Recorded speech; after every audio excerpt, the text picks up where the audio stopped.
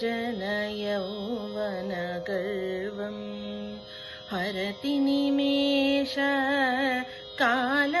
सर्वं मा कुरु धनजन यौवनगर्वं हरति निमेष काल सर्वं मायामयमिदम् अखिलं हित्वा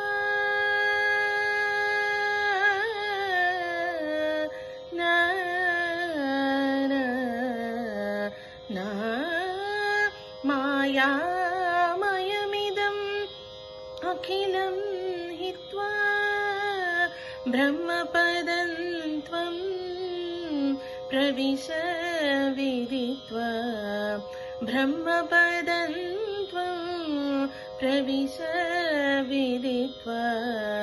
भज गोविन्दं भज गोविन्दं गोविन्दं भज मूढमते सम्प्राप्ते सन्निहिते काले सम्प्राप्ते सन्निहिते काले नहि नहि रक्षति डिकृकरणे नहि नहि रक्षति डिकृकरणे भज गोविन्दं भज गोविन्दं